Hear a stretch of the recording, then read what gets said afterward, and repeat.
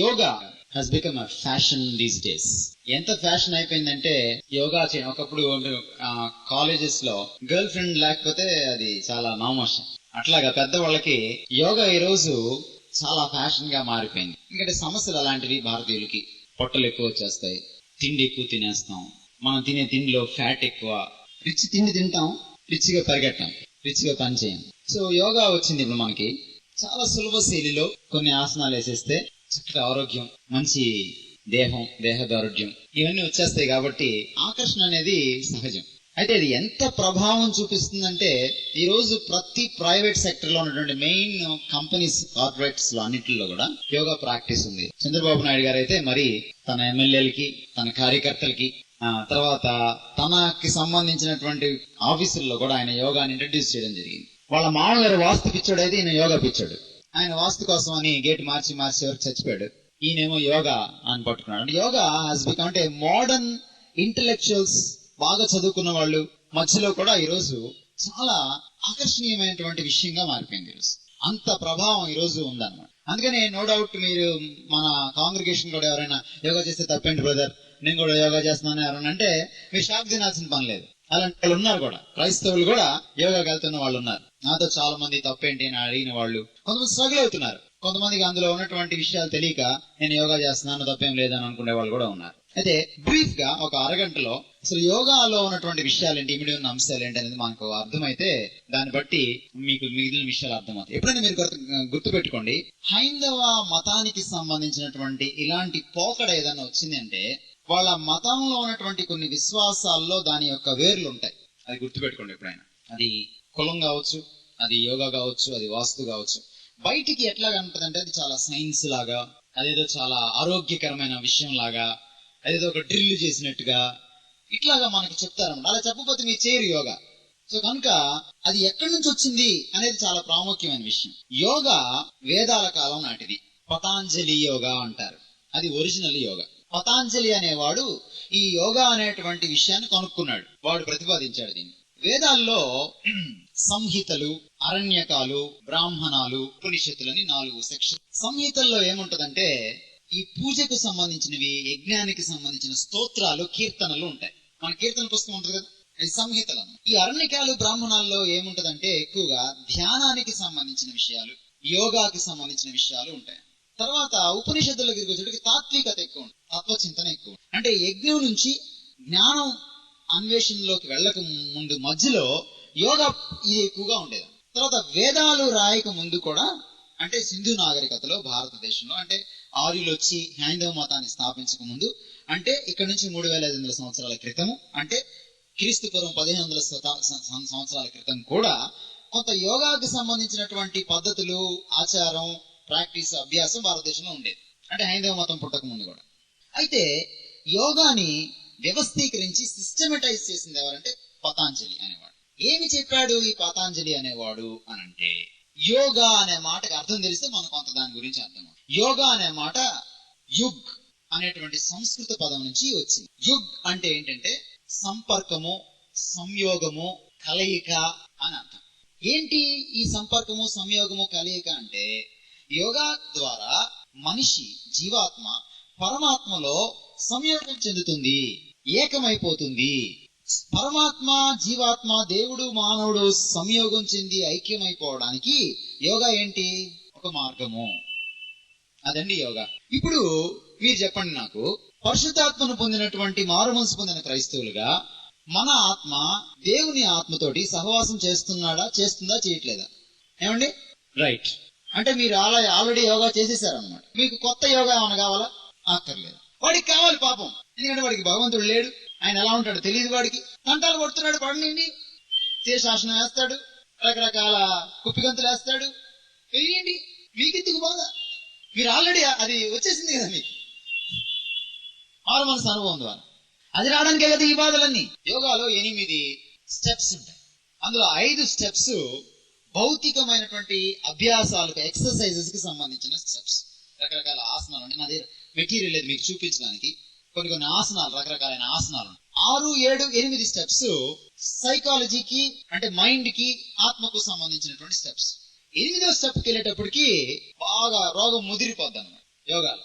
అంటే 8వ స్టెప్ లో ఎక్స్పెక్టేషన్ ఏంటంటే భగవంతుడితో కనెక్షన్ ఏర్పడుతుంది అక్కడ. అయితే ఈ యోగా గురించినటువంటి ప్రచారంలో అద్వైతం మళ్ళీ ఎక్కువగా ఉంది. అద్వైతం అంటే ఏంటో నేను మీకు చెప్పాను, ద్వైతం అంటే ఏంటో కూడా చెప్పాను. ద్వైతం అంటే మానవుడు దేవుడు వేరు అని నమ్మడం, అద్వైతం అంటే మానవుడు దేవుడు వేరు కాదు, మానవుడే దేవుడు అని నమ్మడం. సో ఈ యోగా చెప్పే వాళ్ళందరూ ఇప్పుడు 21వ శతాబ్దంలో భారతదేశంలో యోగా చెప్పే వాళ్ళందరూ కూడా అద్వైతాన్నే బోధిస్తారు. ఏం చెప్తారు వాళ్ళు? నువ్వు దేవుడివి నెంబర్ 1, ఆ సంగతి నీకు తెలియదు నెంబర్ 2. నెంబర్ 1 ఏంటి? నువ్వు దేవుడివి. నెంబర్ 2, ఆ సంగతి నీకు తెలియదు. ఎందుకని? మర్చిపోయావు. అంటే నువ్వు దేవుడు అయితే నీకు మతిమరుపు ఉంటుందా? ఏమండి? అంటే దేవుడికి తాను దేవుడు అనే విషయం తెలియకుండా ఉంటుందా? అలా తెలియకుండా ఉంటే ఆయన సర్వజ్ఞానం అవుతాడా? దేవుణ్ణి హైందవ మతం ఎలా చూస్తుంది? సచ్చిదానందుడిగా చూస్తుంది. సత్ చిత్ ఆనందం. సత్ అంటే బీయింగ్, ఉనికి. చిత్ అంటే ఇంటెలిజెన్స్. ఆనందం అంటే కాన్షియస్నెస్, స్పృహ. అంటే దేవుడికి తన గురించిన స్పృహ తనకు మొదట ఉండాలి. ఇంటెలిజెన్స్, అనంతుడు కాబట్టి దేవుడు అనంతమైన ఇంటెలిజెన్స్ ఉంటుంది, అనంతమైన తెలివితేటలు ఉంటాయి కాబట్టి తన గురించినటువంటి జ్ఞానం తనకి ఉండాలి. బైబిల్ ప్రకారం చెప్పట్లా నేను, హైందవ మతం ప్రకారం, హైందవ మతం దేవుడికి ఇచ్చేటువంటి నిర్వచనం ప్రకారమే భగవంతుడికి లక్షణాలు ఉంటే భగవంతుడు తన గురించి తాను మర్చిపోయే అవకాశం ఉందా? లేదు. అంటే నువ్వు భగవంతుడుగా ఉండి నువ్వు మర్చిపోయావంటే 2 విషయాలు జరగాలి.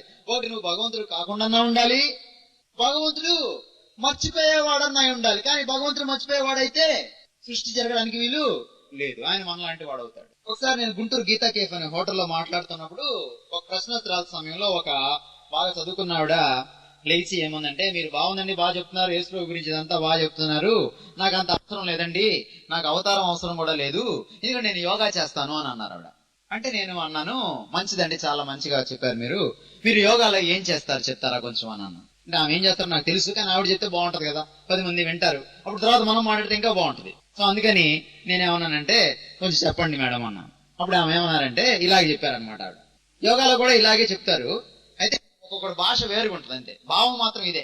ఆవిడ ఇలా చెప్పింది, first I am something, then I become nothing, then I become everything. అదే యోగా అన్నారు. నేను ముందు సంథింగ్ గా ఉంటాను, నేను కొంత, ఆ తర్వాత నేను నథింగ్, శూన్యం అయిపోతాను, ఆ శూన్యం నుంచి నేను అంతా అయిపోతాను, అంతా అంటే భగవంతుడు, అనంతం అయిపోతాను. చాలా మంచిదండి, మీరు కూర్చోండి, కొన్ని ప్రశ్నలు అడుగుతాను అన్నాను. అప్పుడు నేను అడిగాను ఆమెని, సంథింగ్ ఎప్పుడైనా నథింగ్ అవుతుందా అని అడిగాను. సైన్స్ ఏం చెప్తుందంటే పదార్థాన్ని వినాశనం చేయలేము అని అంటుంది.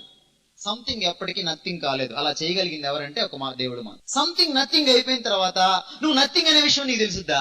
నా 2వ ప్రశ్న. ఆమె చెప్పింది, నేను ఫస్ట్ సంథింగ్ ని తర్వాత నథింగ్ అయిపోతాను అంటే, మీకు అర్థమవుతుంది కదా ఇంగ్లీష్, నథింగ్ అయిపోతాను, నథింగ్ నుంచి ఎవ్రీథింగ్ అవుతాను. అంటే నథింగ్ టైంలో నీకు నథింగ్ అనే సంగతి తెలియాలిగా, తెలుస్తుందంటే నువ్వు నథింగ్ కాదుగా. ఈ ప్రశ్న లేదు. అక్కడికి వెళ్ళిన తర్వాత గురువు గారు అక్కడ కూర్చుంటారు పీఠం మీద, వీళ్ళు ఇక్కడ కూర్చుంటారు, ఆయన ఏం చెప్తే అది చేస్తుంటారు వీళ్ళు. చెప్పాను కదా, గురువు శిష్యుడు బానిసత్వం చెప్పా కదా. ఇదే విషయం మీరు యోగాచార్యం తీసుకురండి, ప్రశ్న వేస్తే ఆయన జవాబులు చెప్పలేడు. సరే, నథింగ్ అయిపోయింది, నథింగ్ ఎవ్రీథింగ్ కాగలదా అని అడిగాను నేను ఆమె. అసలు నథింగ్ ఎవ్రీథింగ్ కాగలిగితే సంథింగ్ ఎవ్రీథింగ్ ఎందుకు కాకూడదు? ఎందుకు పెట్టారు తెలుసా నథింగ్ మధ్యలో? యోగాలో ఒక పద్ధతి ఉంది, ఒక ఆలోచన ఉంది. నీ మనసును నువ్వు ఖాళీగా చేసుకోవాలి, అప్పుడే నువ్వు భగవంతుడిని తెలుసుకుంటావు. ఎందుకు 8 స్థానాలు ఉన్నాయో తెలుసా? 5 స్థానాల్లో అంటే 5 స్టెప్స్ లో మనం చేసేటువంటి ఫిజికల్ ఎక్సర్సైజ్ అంటే భౌతిక పరమైనటువంటి అభ్యాసాలు ఏం చేస్తాయంటే మన బాడీలో ఉన్నటువంటి బ్లడ్ సర్క్యులేషన్ ని రివర్స్ చేస్తాయి. అంటే దేవుడు మనల్ని సృష్టించినటువంటి నేచురాలిటీని మనం కోల్పోతాం, అప్పుడు డెవిల్ వస్తాడు లోపల. బైబిల్ ఈ కాన్సెప్ట్ లేదంటారా? ఉంది. యోగాలో ఏం చెప్తున్నారు, మీరు ఫైనల్ స్టెప్ కి వెళ్ళేటప్పటికి ఏం చేయాలట? ఖాళీగా చేసుకోవాలి. ఎలా చేసుకుంటారు ఖాళీగా? ఇదిగో ఇందాక ప్రకాష్ గారు చెప్పారు, ఏమని? ముందు ఒక శబ్దం తీసుకోవాలి, ఒక మాట తీసుకోవాలి, దాన్ని ధ్యానం చేయాలి. ఇప్పుడు యేసు అనే మాట తీసుకున్నారు, క్రిస్టియన్ యోగా అనుకుందాం, ఊరికే యేసు యేసు యేసు అంటా ఉండాలి. మీరు ఒక 10-20 సార్లు అనండి, ఆ మాటకి అర్థం ఏంటో మీరు మర్చిపోతారు. మీకు గుర్తుండే సౌండ్ మాత్రమే, కనీసం ఏ సు 2 అక్షరాలు అనేవి కూడా మీకు గుర్తుండవు. యేసు ప్రభువును మనం ఆరాధించేటప్పుడు ఎలా ఆరాధించాలి? ఆత్మతో, సత్యం అంటే మీనింగ్ఫుల్ గా ఆరాధించాలి, అర్థరహితంగా ఆరాధించకూడదు. మీరు యేసు అనే మాట తీసుకునేది ఎంత ఉన్నతమైన మాట అయినా గానీ మీరు మాట్లాడే కొద్దీ, దాని అర్థరహితంగా మీరు వల్లివేసే కొద్దీ, రిపీటెడ్ గా మాట్లాడే కొద్దీ కాసేపటికి దాని అర్థాన్ని మీరు మర్చిపోతారు. అంటే అర్థరహితమైనటువంటి ఒక ప్రక్రియని మీరు చేస్తూ ఉంటారు, మీకు తెలియకుండా యంత్రంగా మారిపోతారు మీరు. దేవుడు మనల్ని యంత్రాలుగా చేశాడా? వ్యక్తులుగా చేశాడు. అంటే మానవుని యొక్క ఔన్నత్యాన్ని కోల్పోతాం యోగాతో జాగ్రత్త. అందుకే స్మెల్ చేయమంటారు, పంచేంద్రియాల ద్వారా. ముందు ఫస్ట్ స్టెప్ లో ఏమంటారంటే పద్మాసనం వేసుకొని కూర్చోమంటారు. నీకేం వినపడుతుంది, కళ్ళు మూసుకో అంటారు. ముందు వినపడడం గురించి, ఫలానా వినపడుతుంది, ఇంకా దాన్ని మర్చిపో. నీకేమన్నా వాసన వస్తుందా అంటారు. ఇప్పుడు నువ్వు దాన్ని మర్చిపో. నీకేమన్నా అనిపిస్తుందా అంటారు. ఇప్పుడు దాన్ని కూడా మర్చిపో. చూసారా, ఇట్లా ముందు ఒకటి అనుకుంటాం, దాన్ని తీసేస్తాం, ఒకటి అనుకుంటాం, దాన్ని తీసేస్తాం. అట్లా అనుకోవడం తీసేయడం చివరికి ఏమీ లేకుండా చేసుకోవాలి, ఖాళీగా చేసుకుంటారు. అలాగా స్టెప్స్ లో ఒక పాయింట్ లో ఏమంటారు తెలుసా, నీ శ్వాస నీకు వినపడుతుందా అంటారన్నమాట. అంటే ముందు పిల్లి అరుపులు, కుక్క అరుపులు, మనుషుల అరుపులు, ఈ కీకీ కండం, బయట వెహికల్స్ అరుపులు ఇవన్నీ వినపడతాయి. తర్వాత దగ్గరికి వస్తారన్నమాట, ఇంకా దగ్గరికి వస్తారు. ఇప్పుడు అవేమి వినపడలేదు, ఇప్పుడు ఏమి వినపడుతుంది, నీ శ్వాస వినపడుతుందా? శ్వాస అప్పుడు మనం ఒకటి శ్వాస ఒకటే వినపడుతుంటుంది మనకి. అంటే కాన్సన్ట్రేషన్ కోసం. కొంతమంది ఏమంటారంటే ఈ ఎక్సర్సైజ్ ద్వారా కాన్సన్ట్రేషన్ వస్తుంది బ్రదర్, దానివల్ల చదువులో కాన్సన్ట్రేషన్ వస్తుంది. అబ్బా క్యాబాతి, అంత చక్కగా వస్తే ఈ సెప్టెంబర్ ఎగ్జామ్స్ ఉండవు. ఈ రుబ్బించడాలు ఎక్కడ, నలంద, శ్రీ చైతన్య, ఇంకేంటి విజ్ఞానం, వికాస్, ఎంత రుబ్బుడు ఉండదు అక్కడ. ఇంకా యోగా చేస్తే కాన్సన్ట్రేషన్ వచ్చేస్తుంది. ఒక్కసారి చదివితే చాలు, హ్యాపీమని రాసి ఎగ్జామ్. కాన్సన్ట్రేషన్ రాదు. కాన్సన్ట్రేషన్ అనేది ఏంటంటే అది సమయంతో పరిమితమైంది. ఇప్పుడు నువ్వు బ్రీతింగ్ మీద కాన్సన్ట్రేట్ చేస్తే బ్రీతింగ్ మీద మాత్రమే నీకు. అయితే ఈ కాన్సన్ట్రేషన్ లో ఒక చిన్న తేడా ఉంది. బ్రీతింగ్ నువ్వు వింటున్నప్పుడు ఏం అర్థం చేసుకుంటావు బ్రీతింగ్ గురించి? శబ్దం తప్ప. కాన్సన్ట్రేషన్ లో ఏముంటది? అర్థం ఉంటుంది. ఒక డెఫినేషన్ చదువుతున్నప్పుడు దాన్ని అర్థం చేసుకోవాలి. కాన్సన్ట్రేషన్ అంటే ఊరిని వినపడడం కాదు, అబద్ధం. యోగా ద్వారా చదువులో బాగా ఎదుగుతామన్న అబద్ధం. ఇవన్నీ చెప్తారన్నమాట మనకి. కాన్సన్ట్రేషన్ వస్తుంది బ్రదర్, ప్రేయర్ లో కూడా కాన్సన్ట్రేషన్ వస్తుంది. కాన్సన్ట్రేషన్ తీసేయడమే యోగా యొక్క అంతిమ ధ్యేయం. నిజం. ఇట్లా ఒకటి చెప్పి ఫైనల్ ఏమంటాడు తెలుసా, అది తీసేయి అంటాడు. ఇంకేముంటది? ఏమీ ఉండదు. ఏమీ ఉండకపోవడమే యోగాలో ఫైనల్ స్టేజ్. మీరు అడగండి ఏ యోగాచార్య నన్ను అడగండి, నేను అబద్ధం చెప్తాను. ఏమీ ఉండనప్పుడు కాన్సన్ట్రేషన్ ఉంటుందా? అంటే నువ్వు కాన్సన్ట్రేషన్ నుంచి కాన్సన్ట్రేషన్ లేని స్థితికి ఎదుగుతావు. అది ఎదగడమో దిగజాడమో మీరే చెప్పాలి. సో 5 స్టెప్స్ లో ఈ విధంగా చేసిన తర్వాత 6th, 7th, 8th స్టెప్స్ లో మైండ్ ని కంట్రోల్ చేసుకుంటూ ఉంటున్నప్పుడు 8th స్టెప్ లో ఫైనల్ గా ఖాళీ అయిపోతాము. బ్లడ్ సర్క్యులేషన్ రివర్స్ అవుతుంది. అసహజమైనటువంటి ప్రక్రియ బాడీలో బయలుదేరుతుంది. అంటే you are preparing the ground for the devil. దయ్యానికి గ్రౌండ్ ప్రిపేర్ చేస్తున్నాం. దేవుడు సృష్టించిన సృష్టిని రివర్స్ చేసినప్పుడు వాడు ఆనందంగా లోపలికి వస్తాడు. బైబిల్లో ఒక చక్కటి మాట ఉంది. ఒకనిలోంచి దయ్యమును వెళ్ళగొట్టి అదేం చేసిందట?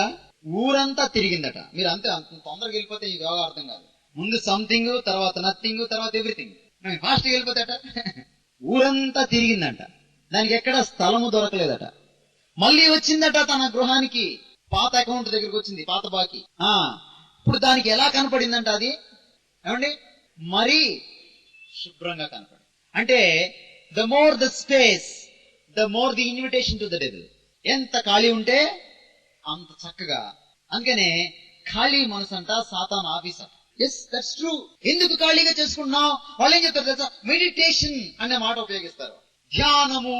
యోగాలో ధ్యానం చేస్తున్నాం అంట. ధ్యానంలో అంతిమ ధ్యేయం ఏంటి? ఖాళీగా చేసుకోవడం. ఖాళీగా చేసుకున్నప్పుడు పరిస్థితి ఏంటి? తనకంటే చెడ్డమైన మరి 7 దయ్యములను వెంట పెట్టుకుని లోపలికి వస్తుంది.